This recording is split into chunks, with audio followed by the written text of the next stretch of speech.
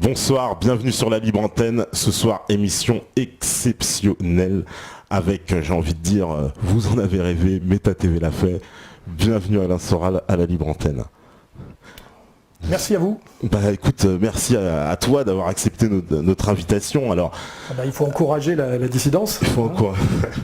Alors Alain, toi les gens te connaissent évidemment dans la dissidence depuis longtemps, pour ceux qui te suivent. Tu es un auteur, tu es éditeur, tu es conférencier. On peut dire, tu es, je sais pas si tu acceptes le terme de philosophe, non? T'aimes pas, j'imagine. Si Bernard Lévy est un philosophe, ou Finkielkraut voilà. est un philosophe, je suis philosophe aussi, mais philosophe c'est une discipline sérieuse. J'ai touché à la philosophie, j'ai étudié un peu la philosophie, je me suis intéressé à la philosophie, mais de là être philosophe, non. Non, René Girard est philosophe, Michel Clouscar était philosophe. Mais en ce moment là, je connais pas beaucoup de philosophes. D'accord. Toi t'es quoi alors? Parce que tu t'intéresses. Essayiste, on dit. Essayiste, voilà, puisque j'écris des essais. Dans le livre il y a la fiction, dans le roman on va dire la fiction et l'essai, les idées et les histoires quoi. Et donc je suis surtout essayiste. J'ai écrit 2-3 romans d'ailleurs, mais je suis surtout essayiste. Voilà. D'accord. Essayiste. Alors. Voilà, pour ceux aussi qui te connaissent. Donc, je suis cinéaste aussi. T'es cinéaste, oui aussi. J'ai fait un peu de cinéma. Oui. D'accord. Comme scénariste, comme réalisateur et comme acteur même. Et puis tu t'es essayé aussi dans la BD il n'y a pas longtemps. Oui, puis j'ai mis un pied dans la bande dessinée. Ouais. Comme scénariste de bande dessinée. Comme scénariste, voilà. Bah oui. Donc voilà. Je produis. Voilà, très productif, donc multicasquette. J'ai envie de dire aussi un peu, alors on t'affuble souvent d'être le penseur un peu de la dissidence. Il y a des gens, tu sais très bien, qui étaient presque adulés par les uns, honnis par les autres. On laisse personne indifférent, on va dire. Oui, voilà, tu laisses personne indifférent. Non, disons, je veux bien admettre que je suis une des locomotives de la dissidence. Voilà. Ouais. De fait, voilà, c'est vrai. C'est vrai.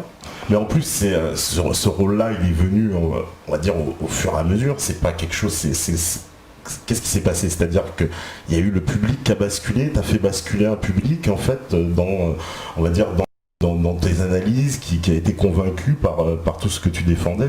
Il faut prendre ça chronologiquement. J'ai sorti mon premier bouquin en 84, je crois, qui s'appelait Les mouvements de mode expliqués aux parents avec Obalk, qui a fait un succès. Donc j'ai continué comme ça à marcher à écrire, donc j'ai été un essayiste qui de temps en temps sortait un essai un peu sulfureux et à succès. J'en ai sorti plusieurs, qui me valaient périodiquement des invitations dans les médias, puisque j'étais écrivain, donc notamment Ardisson m'invitait. Comme j'étais un peu sulfureux, on m'invitait déjà dans des émissions, soit des émissions grand public pour foutre la merde, soit Ardisson qui était un ami à l'époque m'invitait, mais déjà j'avais déjà un petit problème avec le mainstream, quoi. Et puis à un moment donné, on m'a plus invité du tout. Parce que j'étais allé trop loin, on va dire, dans la critique radicale. Et puis j'ai eu une période donc où j'ai disparu. Et puis il y a eu Internet, qui fait qu'à un moment donné j'ai rebondi sur Internet. Je me suis organisé sur Internet. Et puis donc j'ai eu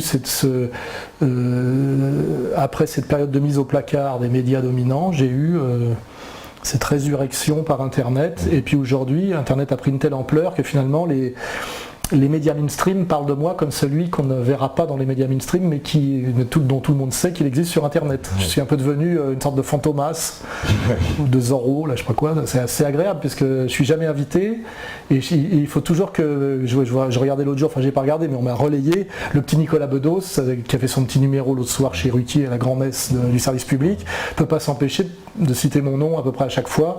C'est comme si c'était une espèce une garantie de...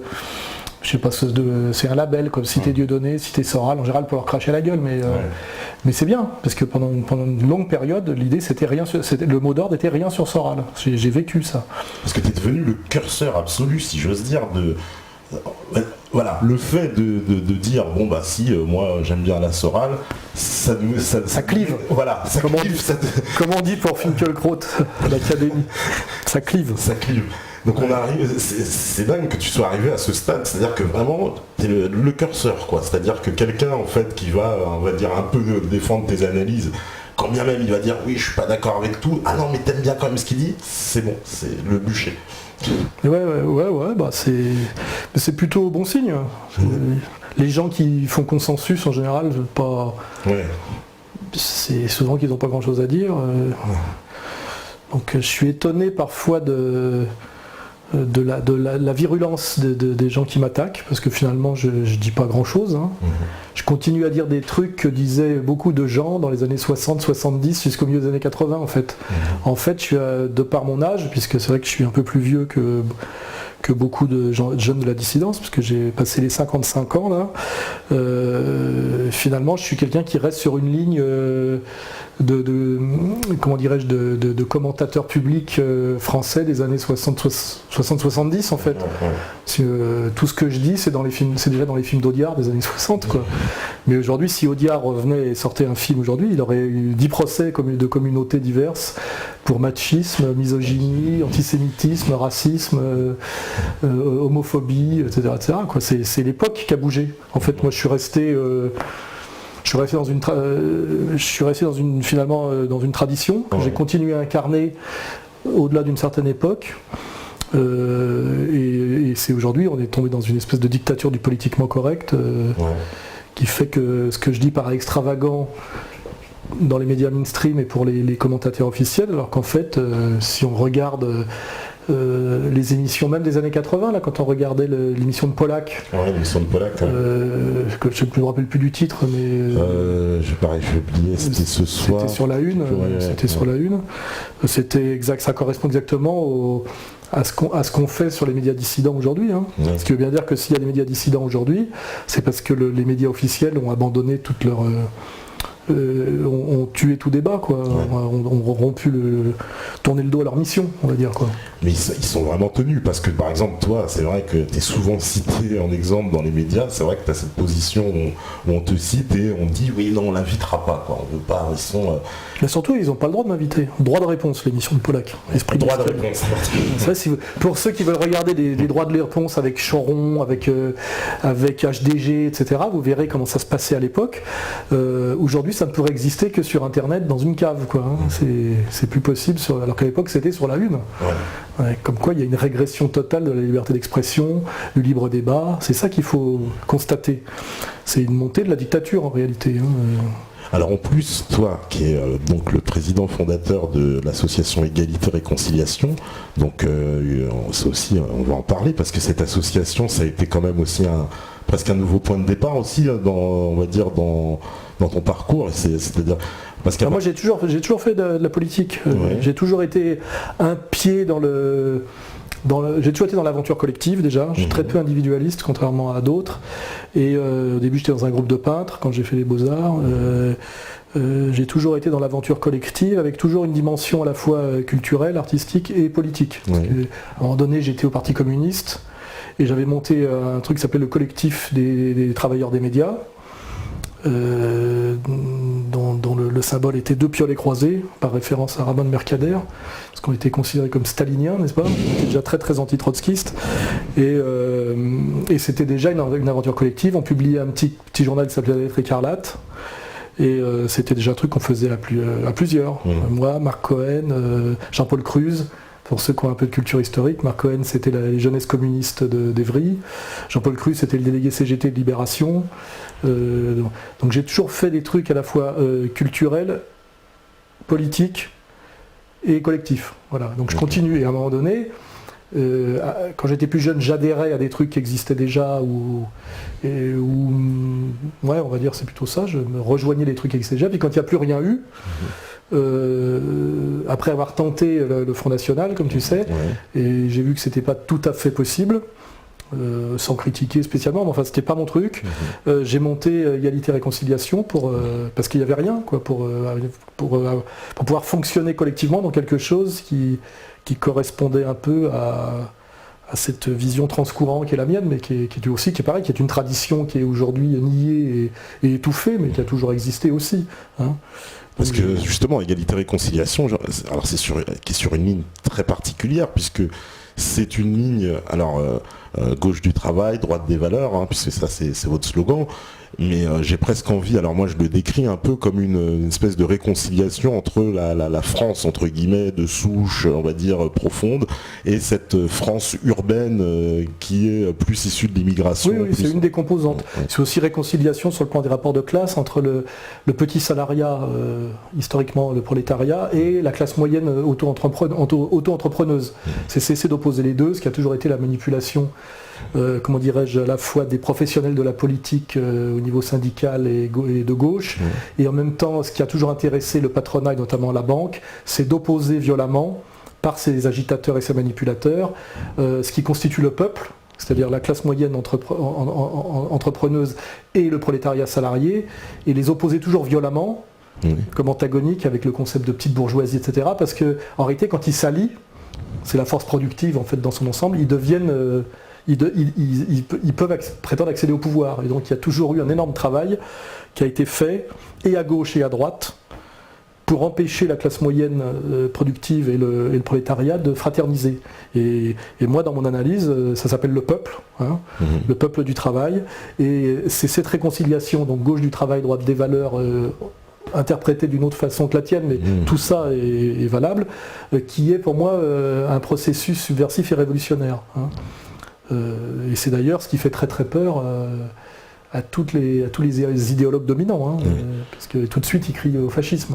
Bah oui, parce que quand on peut, je pense à une manifestation par exemple comme Jour de colère, où on a vu entre guillemets des mouvements qui sont censés être ennemis de base, quoi, parce qu'on a vu des jeunes de banlieue dire CRS avec nous, et des cathotrades défiler avec des proches de Dieudonné. Oui, c'est l'armée de Spartacus, c'est une belle union sacrée, et on voit quand même qu'il y a un point commun, ces gens-là ont compris que le système ne les aimait pas, que le système les avait montés les uns contre les autres, et qu'ils avaient plus de points communs entre eux, sur le plan humain, sur le plan des valeurs, et même sur les plans des rapports de production en réalité, et d'une lecture de classe bien comprise, plus de points communs entre eux qu'avec ceux qui sont chargés de les manipuler ou de leur expliquer la marche à suivre, notamment tous les animateurs culturo-mondains de la gauche institutionnelle, qui effectivement les méprisent, leur crachent à la gueule, leur désignent les ennemis, etc., les marginalisent quand ils obéissent pas, et c'est vrai que c'est ce qui fait le plus peur au pouvoir et à la fausse opposition, parce que nous on a cette spécificité très intéressante de prendre à la fois dans la gueule une certaine, la vraie extrême droite, c'est-à-dire l'extrême droite du capital et du pouvoir bancaire, incarnée par Attali, Bernard-Henri Lévy, le grand patronat français et tout ça, et aussi sur la soi-disant extrême gauche officielle, le NPA. On se prend les deux dans la gueule en même temps, ce qui veut bien dire qu'il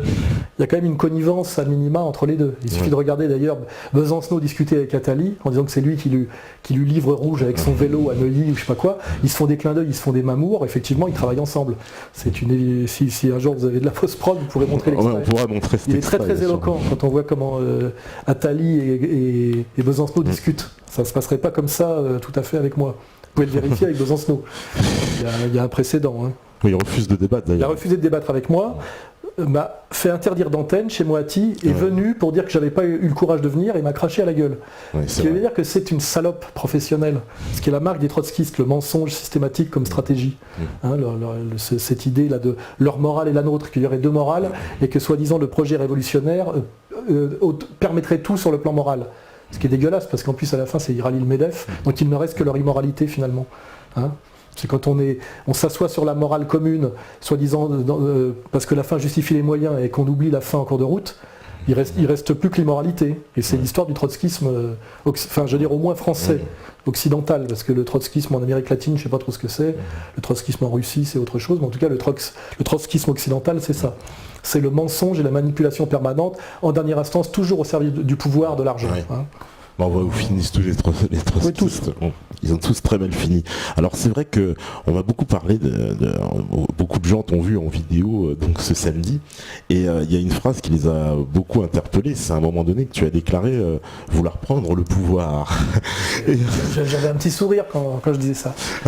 Alors il y a beaucoup qui l'ont pris au sérieux. Non, ça voulait dire en gros quand les idées que je porte et les idées que nous partageons que partagent beaucoup de gens, finiront par arriver au pouvoir, elles finiront fatalement arriver au pouvoir. C'est-à-dire un jour, nous arriverons au pouvoir. C'est ça que je voulais dire. Moi, je ne sais pas si j'ai la rigueur, entre guillemets, il faut vraiment avoir pour prendre le pouvoir, je crois qu'il faut le vouloir énormément. Hein. On disait de Lénine qu'il pensait révolution jour et nuit, qu'il dormait jamais, etc. Il est mort jeune d'ailleurs. Je suis pas sûr d'être assez concentré pour ça. Mais c'est vrai que ce qui me maintient en vie quand même, c'est l'idée que ces idées de bon sens que je défends un jour deviendront majoritaires, j'espère, parce que sinon c'est très désespérant. Et c'est ça que je veux dire. C'est quand même, j'ai envie de dire, il y a quand même un espoir. Il y a eu. De toute façon, je sais pas, c'est une citation de Maurras, je crois. Le désespoir le désespoir en politique est une bêtise. Je sais pas quoi. La vraie citation de Maurras, vous la retrouverez. Mais c'est pas un concept politique, le désespoir. Dans politique, il n'y a pas de désespoir. Il y a des victoires, il y a des défaites, il y a des durées nécessaires. Il y a des périodes plus ou moins compliquées, il y a des fenêtres historiques pour pouvoir tenter des coups. Mais le désespoir, c'est une catégorie littéraire, c'est une catégorie sentimentale, c'est pas une catégorie politique. Hein. Si, peut-être chez ceux qui font de la fausse politique.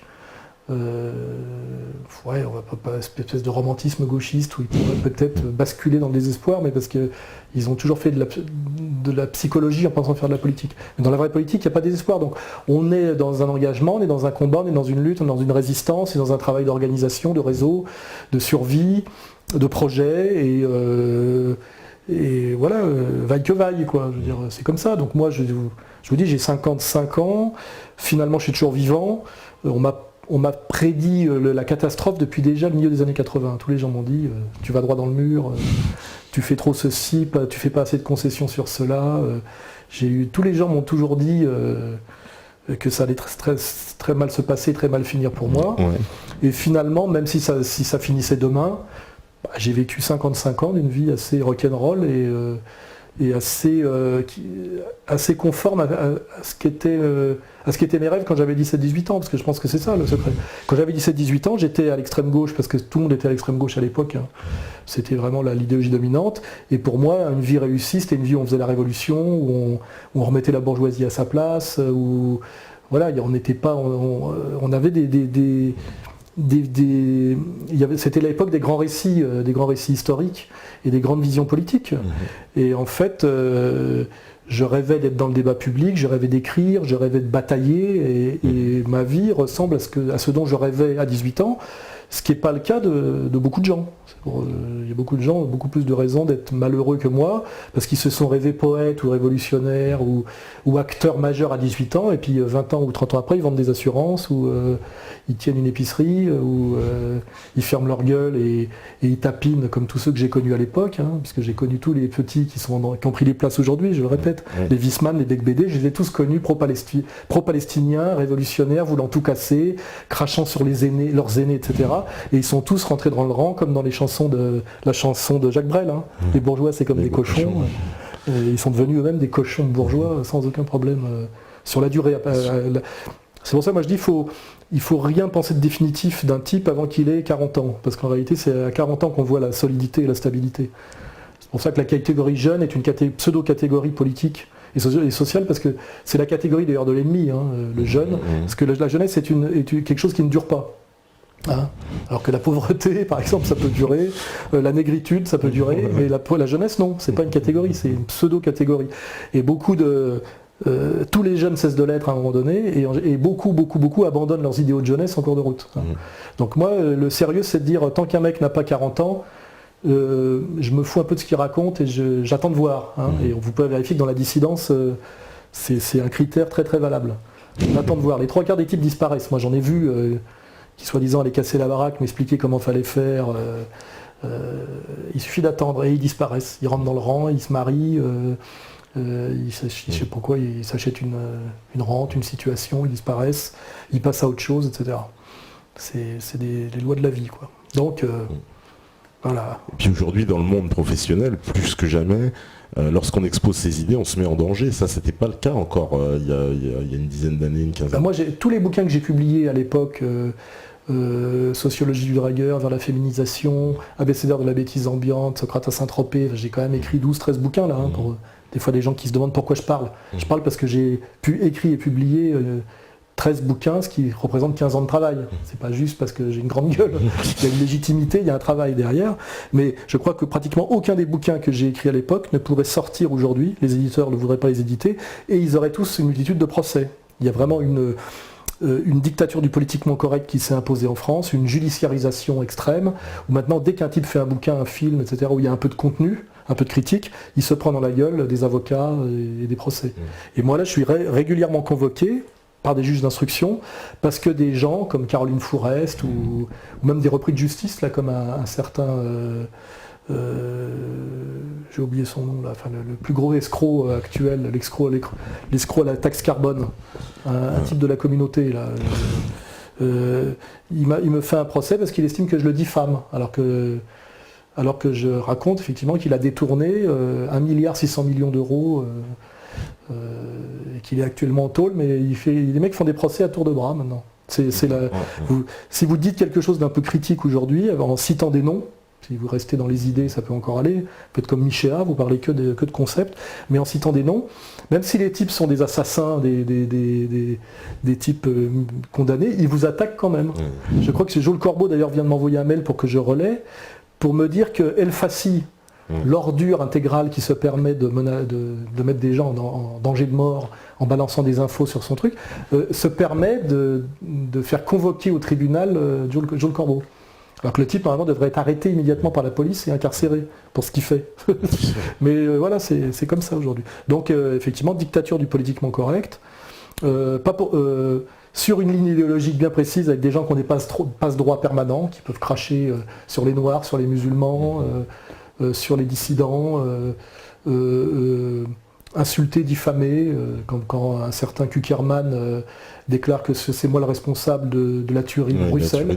Normalement, c'est procès et condamnation immédiate. Ou comme un dingue, comme Tesson dit que Dieudonné est un animal et qu'il faudrait le fusiller, l'abattre comme un animal. Normalement, c'est tribunal immédiat, voire incarcération. Mais ces gens-là, non, ils peuvent continuer. Mais tout ça, en plus, ça donne justement, j'ai envie de dire, que ça a donné beaucoup d'eau à ton moulin, parce que toi, tu as dénoncé depuis longtemps un peu, on va dire, cette mainmise d'un lobby sioniste, enfin, comme on dit, le lobby dont on ne peut pas dire le nom. Qui n'existe pas. Voilà, le lobby qui n'existe pas. Ça fait longtemps que tu en parles, et je sais qu'il y a pas mal de gens qui ont basculé récemment, parce qu'ils se sont dit, finalement, il a raison, quoi. Parce qu'au départ, c'est complotiste, voilà, alors il y a complotiste, monomaniaque. Genre aussi, il abuse, il exagère. Monomaniaque, etc. Non, c'est un constat que je fais, et j'en regarde sous la pédale. J'ai remarqué, moi, qu'à partir des années 85, dans le milieu médiatique dans lequel j'étais, puisque j'étais journaliste, j'ai été détenteur de la carte de presse pendant plusieurs années, donc j'étais journaliste professionnel pour gagner ma vie. À un moment donné, une centrifugeuse s'est mise en place dans le milieu des médias. C'est que tout journaliste pro-palestinien et critique du sionisme un peu conséquent finissait par se faire virer. Et à force de virer, de taper sur les doigts aussi, etc., les types ont tous dégagé ou se sont soumis. Le dernier, le plus spectaculaire sans doute étant Ardisson, qui était très très très antisioniste, c'est moins qu'on puisse dire. Et aujourd'hui, effectivement, quand on est antisioniste, on se fait traiter d'antisémite par le Premier ministre, et on est un marginal, alors qu'à l'époque c'était dans la gauche française un marqueur obligatoire, quoi. On était tous pro-palestiniens, quoi. C'était, je dirais, une obligation morale, c'était une évidence. Et surtout, l'Israël de l'époque était bien moins à droite, bien moins critiquable que celui d'aujourd'hui. Ça n'a fait que dériver vers l'extrême droite raciale, théologique et militaire. Donc on devrait encore être... Quand je vois que Valls a rallié le sionisme alors qu'il était pro-palestinien il y a quelques années, normalement, comme homme de gauche, on peut se dire, il est passé d'une idéologie à une autre parce qu'il a évolué dans le bon sens, mais là c'est injustifiable. Compte tenu du chemin d'Israël, c'est injustifiable. On voit vraiment donc que cette soumission est la condition sine qua non pour exister à un certain niveau. Et sinon c'est la marginalité. Voilà. Et vous pouvez le vérifier. Et moi je l'ai dit, j'ai eu le courage de le dire, j'ai eu le courage de le démontrer, l'opiniâtreté de le démontrer, et à un moment donné tout le monde est d'accord. Et je peux vous dire un truc, c'est que dans le privé, au niveau des animateurs culturels que je connais tous, quand il n'y a pas de témoins et que les micros sont éteints, ils savent tous que c'est la question qui tue, et que c'est l'allégeance obligatoire pour exister. Je crois que même M. Estrosi a reconnu dans un dîner, ça m'a été rapporté, que le sionisme était un passage obligé, quand on lui demandait pourquoi il était en tant que maire de Nice hystériquement sioniste. Il a dit c'est un passage obligé. Ça veut dire ce que ça veut dire, c'est tout.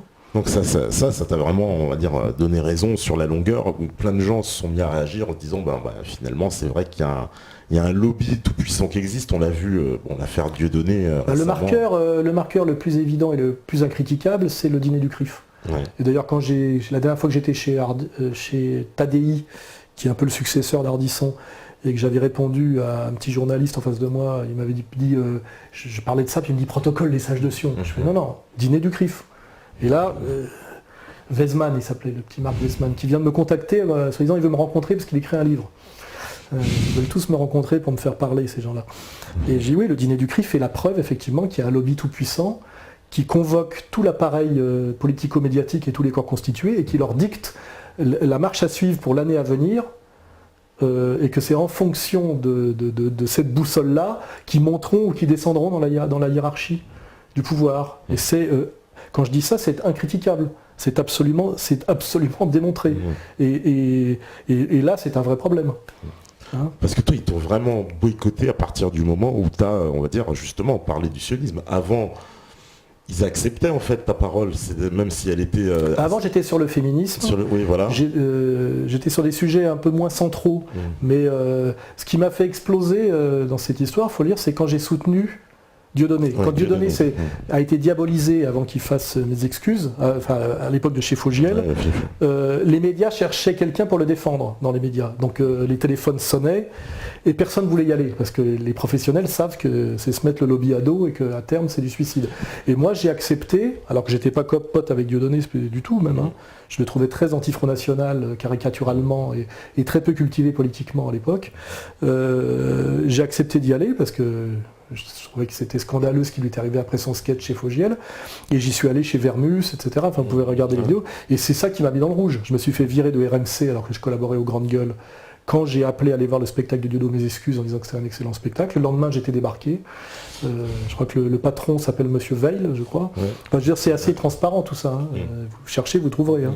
Et je me suis fait virer de partout parce que j'ai soutenu Dieudonné et que j'ai refusé de faire comme a fait à l'évêque ou tous ces faux durs et ces faux honnêtes gens là, également faux comiques. C'est-à-dire qu'à un moment donné on leur a mis la pression, Joe Star, vous regarderez, tous ceux qui ont défendu Dieudonné au début se sont tous couchés les uns après les autres parce que ils ont parce que la pression du lobby est très forte et qu'il n'y a rien de plus fort que ça quoi.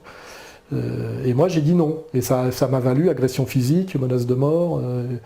Marginalisation intégrale, procès à répétition, etc. etc.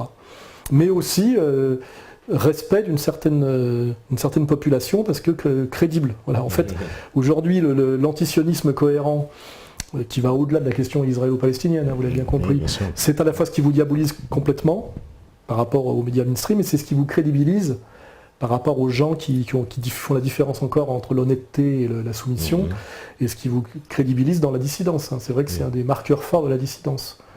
Sinon, on est Jean Robin, quoi. Ouais, Jean Robin. Alors justement, en parlant justement de cette dissidence, est-ce qu'on peut parler de une dissidence ou des dissidences? Parce que est-ce que par exemple, parce que je me fais un peu l'écho de toutes les questions, est-ce que par exemple on peut être dissident et ne pas être d'accord avec Alain Soral? Moi je le dis, il y a des tas de sujets sur lesquels je ne suis même pas d'accord avec moi-même. Ça fluctue. Donc je ne demande pas que les gens soient d'accord avec moi sur tout. Je demande à ce qu'ils reconnaissent une certaine honnêteté, une certaine intégrité, une certaine cohérence.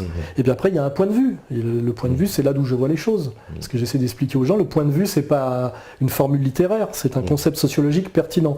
C'est-à-dire qu'on ne peut voir le monde que de là où on est. Prétendre qu'on le voit de façon omnisciente comme les néo-kantiens par l'époquet ou les sociologues positivistes par le recours à la science est une naïveté, est une arrogance. Moi je suis un moyen bourgeois français né dans les années 60 qui a passé son enfance dans une cité dortoir de la banlieue parisienne. Voilà, je suis ce que je suis. Je ne suis pas issu de l'immigration, je n'ai pas la peau noire, je ne suis pas juif. Voilà, donc je ne suis pas Éric Zemmour, je ne suis pas toi, je ne suis pas Dieudonné, et donc j'ai dit que de mon point de vue, mon analyse est honnête et cohérente et est relativement performante, mais ce point de vue n'est pas objectivement celui d'autres gens et peut heurter d'ailleurs mon point de vue celui d'autres gens.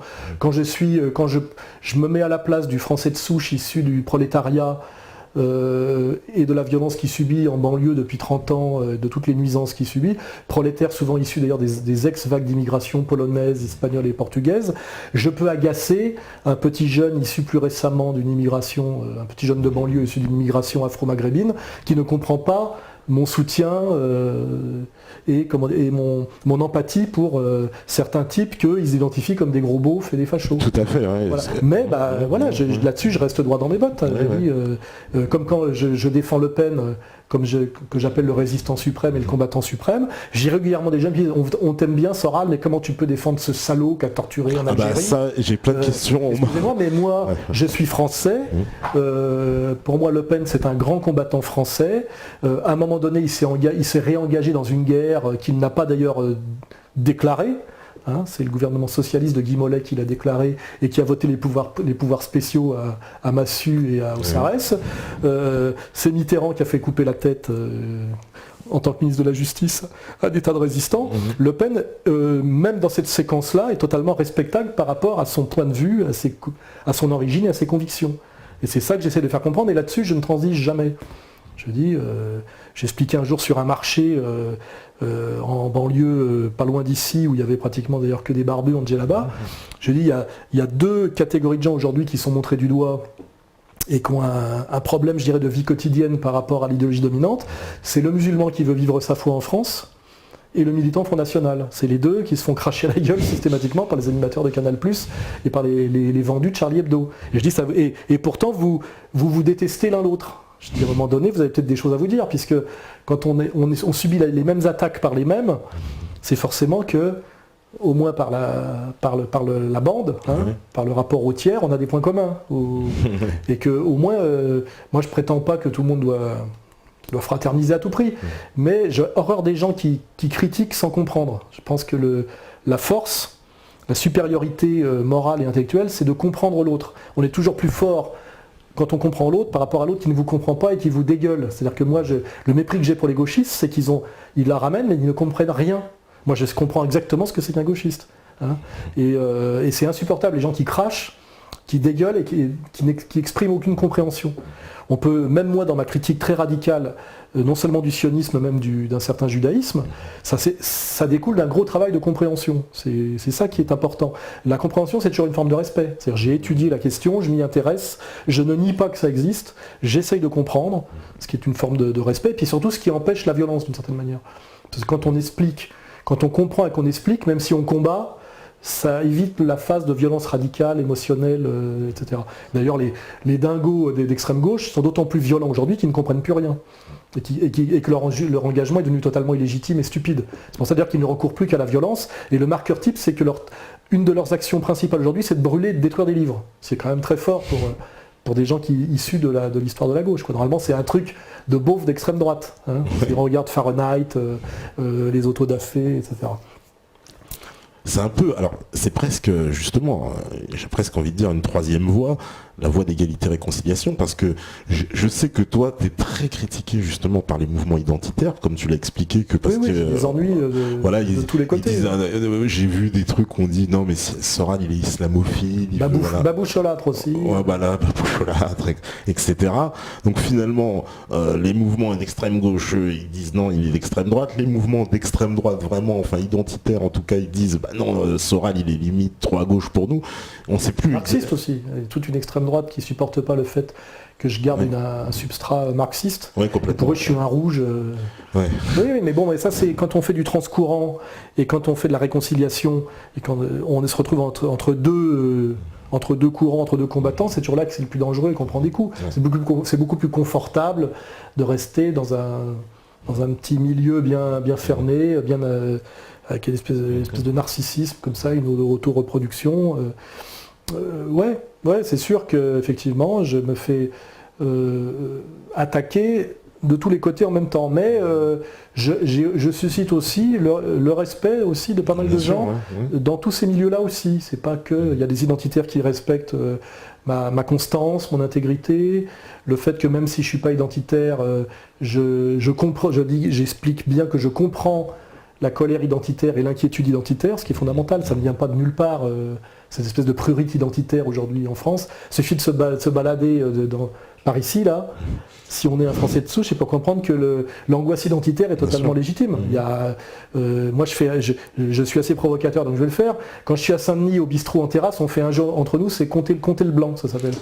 Chaque fois qu'on voit un blanc passer, on marque un point. Des fois, il faut 1h30 avant qu'il y ait un blanc qui passe. En général, c'est un Polonais ou un Roumain. Voilà, je n'en dirai pas plus. Hein.